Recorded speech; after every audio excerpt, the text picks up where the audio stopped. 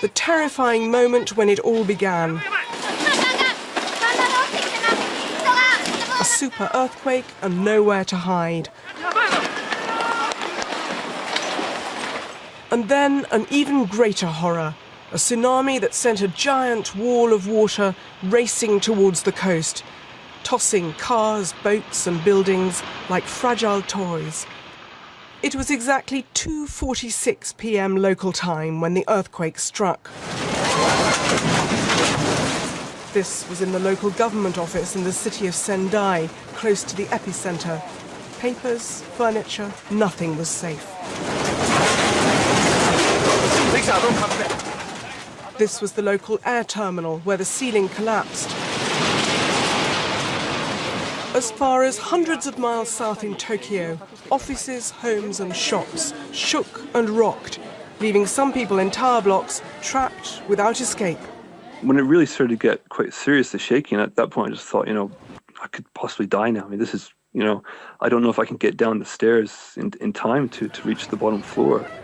And then I also had my wife screaming down my ear because she was working in one of the buildings in Tokyo. For those living by the coast, worse was to come. The 23-foot tsunami triggered by the quake reached the shore with terrifying speed. Boats broke away from moorings, splintering as though made of matchsticks. Whole buildings collapsed into the water. These images from Japanese TV show the terrible power of the water, sweeping away whole shipping containers and crushing buildings like tin cans.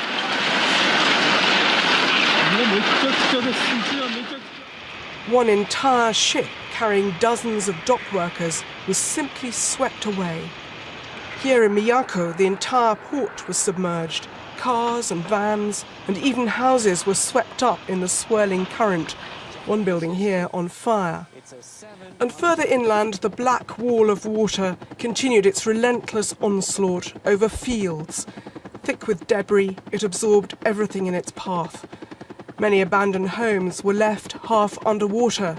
Not everyone managed to get away. In Tokyo, the tremors also caused havoc at the Parliament building. The Prime Minister went on television to brief the nation. It was a very strong earthquake. And in the Tohoku region, mainly and over a wide area, damage has been inflicted. I offer my deepest sympathy to the people who have suffered the disaster. And a further cause for alarm, damage to infrastructure.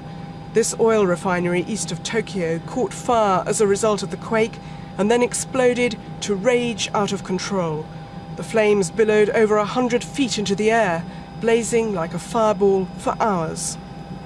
There were also, worryingly, incidents at 2 nuclear plants. They shut down automatically when the tremors began, but a small blaze started in the turbine hall of one, and the cooling system failed in the other. Local residents were evacuated as a precaution. Transport links in the region hit by the disaster were also affected. In some places, roads buckled or cracked wide open, leaving gaping holes.